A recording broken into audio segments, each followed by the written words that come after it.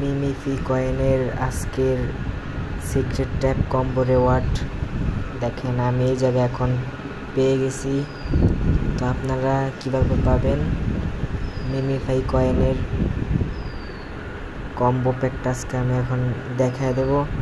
তো এই জায়গায় কন্টিনিউ আমি আমার রেওয়ার্ডটা ক্লেম করে লই। তো এই জায়গায় মাঝখানে এই যে বলের মতো আছে আজকের কোড 4টা, মাঝখানে আপনারা ক্লিক করবেন তাহলে হয়ে যাবে।